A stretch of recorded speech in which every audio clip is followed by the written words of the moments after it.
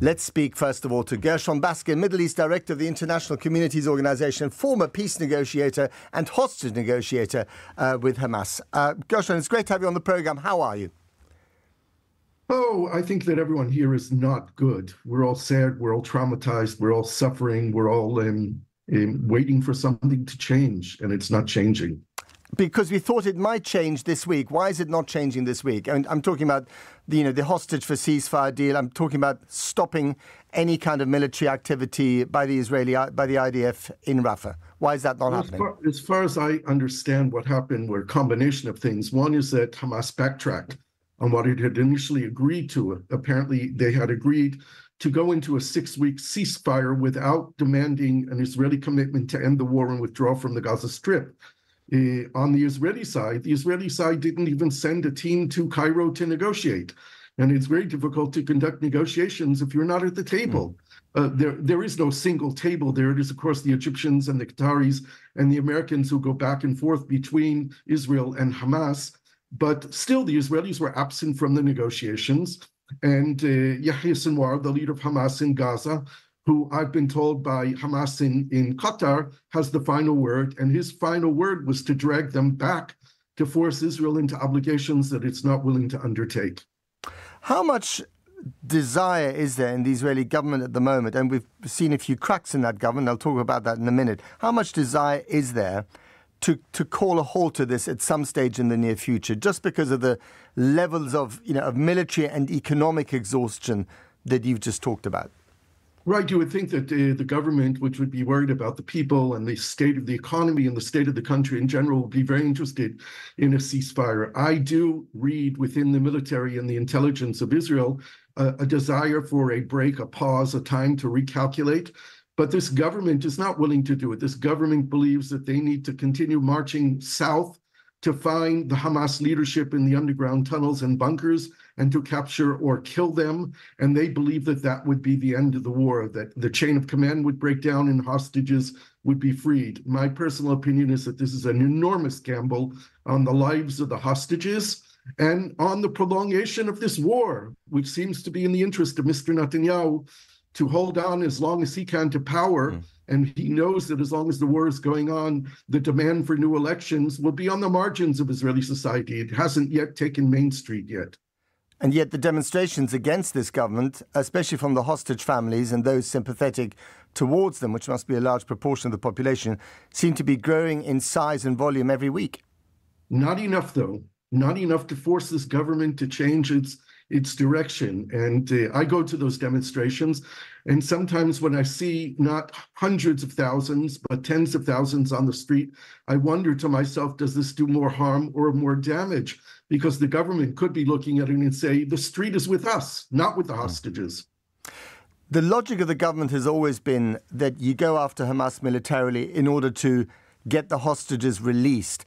There are many people who say that that logic doesn't really work. If you pummel someone militarily, you either get hostages killed inadvertently, or you might force Hamas to kill them at the end of the day. Do you buy into the government's logic?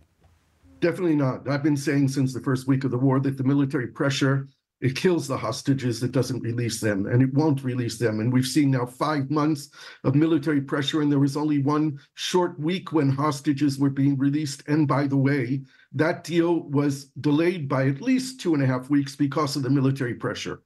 I guess the government would say, well, hang on a minute, that deal got 138 hostages released. It took many, as you know, because you were involved, it took many, many years to get one single Israeli hostage released in return for over 1,000 Palestinian prisoners back in 2005 or whenever it was. Right, but during the 5 years and 4 months that the Israeli soldier Gilad Shalit was in captivity in Gaza, we didn't have a constant acute war going on with 40,000 people being killed in Gaza and most of the Gaza Strip being demolished from Israeli bombing and bulldozers. It's a very different situation. Hamas is on the run. There's no doubt about it. They are underground for 5 months. They are running a guerrilla warfare right now. It's not an organized battle as it was in the very beginning of the war. Hamas is being decimated militarily, but they can still conduct insurgency against the Israeli troops. And the longer that Israel stays in Gaza, the more insurgency there will be against the Israeli soldiers.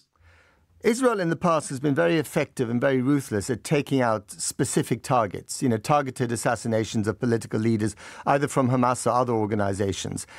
It seems to have done the opposite this time. It's gone for a sort of collective approach where thousands of people who have nothing to do with Hamas are in danger or have been killed. But the senior leadership, as far as we know, is still very much alive. That's very true. And what it seems to me is that a large part of this war has been motivated and planned and implemented out of a sense of revenge for the atrocities committed by Hamas on October 7th. The Israeli society is living in October 7th. We have not gone beyond that day. We retell the stories over and over again every day, all through the day on all of our media. We're hearing news stories of people telling how they were almost killed or captured or their relatives killed. Everyone in Israel knows someone who's hostage or who was killed. It's a small society, and everyone is suffering that trauma of October 7th over and over again. I mean, one of the extraordinary kind of dislocations of all this is that those stories of what happened on October the 7th, and as someone who was there immediately afterwards, I heard plenty of them and went to lots of funerals, and I still think about that a lot because it was very affecting stuff. Those stories are barely heard outside Israel. Likewise, in Israel, you barely see pictures of suffering inside Gaza. Right. We see the physical damage of suffering on Israeli television. We see the buildings being blown up. We see the Israeli troops going through the sand of what used to be roads. We see almost nothing of the human suffering in Gaza, which all you have to do is switch channels to Al Jazeera or to any Palestinian station or some of the international... BBC World, CNN. I mean, they're not Fox, but the others do, yeah. BBC and CNN and all blur the pictures. They're on the Arab media. There's no censorship at all. You see the graphic death and destruction of a whole entire society of Gaza. You can't miss it. And you're right. The Arab world, the Palestinians, didn't see October 7th. They only saw October 8th forward. And isn't that the tragedy, that by seeing these, very censored images from both sides, by excluding the suffering of the other side, you're never going to get the right political or emotional acumen to actually bring people to a deal? Well, I think we might, because I think that Israeli society has grown very suspicious, mistrusting of our present government. Netanyahu has lost his support. He's lost most of his base. And in every single poll since the beginning of the war, Netanyahu never gets reelected. So the public wants to get rid of Netanyahu. And my sense is that in Gaza, although it's restrained and constrained, there's more and more anger from the Palestinian public against Hamas. Certainly they blame Israel, but there are more and more of them who are blaming Hamas for this destruction. What about the rift within the Unity War Cabinet? Benny Gantz in Washington this week. He then stopped off in London to see David Cameron, the Foreign Secretary. Netanyahu was livid at the idea that his deputy prime minister or his deputy should go off to Washington on a kind of solo diplomatic mission. What's that all about, and how serious are these rifts? Well, the members of the War Cabinet don't trust each other. The people who came in from the opposition to join the War Cabinet don't trust the Prime Minister. The Prime Minister doesn't trust them, yet they're staying in the War Cabinet. They think, Gantz and Eisenkot and others from the opposition who joined the War Cabinet think it's their national duty and responsibility as former chiefs of staff of the Israeli army. Gantz was a former minister of defense. Certainly the public and the army have more confidence in them than they do in Netanyahu and the other members of Netanyahu's party. So they see, and I think their rising popularity in the poll is a response to them acting responsibly. But Gantz does not believe Netanyahu. He doesn't believe that the conversations that take place between Netanyahu and Biden are being reported as they are in fact in reality, and therefore he went to Washington to hear. He went to London to meet with the foreign secretary, and he had a chance to meet with the prime minister. And I think this is very important. I think that both Britain and the U.S. have a key role to play in pushing us forward to the day after. Also, right now, if we want to fight Hamas, the idea of Hamas, the ideology of Hamas, we need for Palestine, the state of Palestine, to become real for Palestinians. And it's about time that the United Kingdom and the United States and the other OECD nations recognize the state of Palestine. I testified in Parliament 2 weeks ago to the Foreign Affairs Committee, who held a hearing on the two-state solution. I was one of 6 people who they brought to testify, and I said this to the members of Parliament who will report back to the government. It is time for Britain to help to make Palestine real.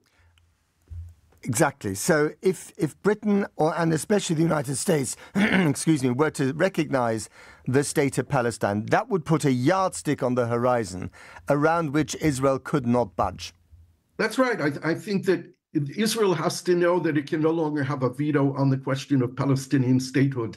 This conflict used to be contained within the borders of Israel and Palestine between the Jordan River and the Mediterranean Sea, and this conflict today goes beyond those borders. It threatens regional security, it threatens global shipping, it threatens global security, and therefore the international community has a right and a responsibility to weigh in to tell Israel that its occupation can no longer continue.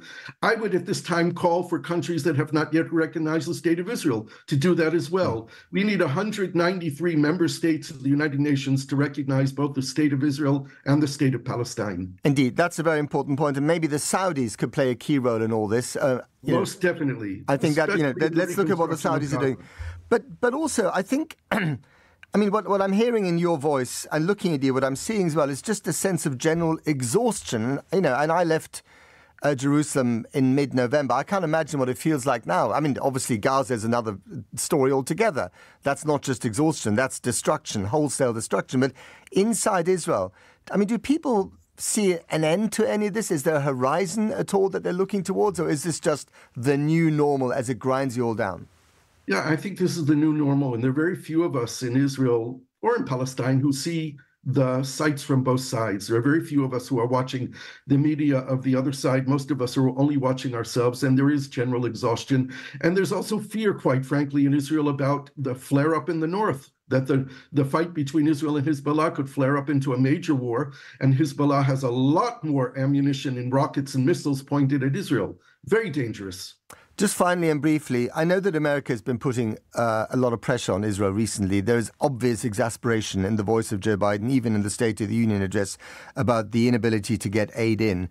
But do you think that the reason why America probably won't go as far as you want them to go in terms of recognizing a Palestinian state is that we're in the middle of a bitter election year? No, I think actually because we're in the middle of a bitter election year, it gives me more confidence that the U.S. might do something, because Biden is losing the support of the younger generation and minorities of states that are crucial for his win, like Michigan, that have a large Arab American population. The United States needs to do something different. And I think the fact that he was so forceful in his State of the Union address, which is the most important speech of the U.S. president in a whole year, he said it directly, what Israel needs to do. And we rarely hear those kind of words from the U.S. administration. Indeed. Gershon Baskin, it was a pleasure to speak to you. Thank you very much indeed for your insights.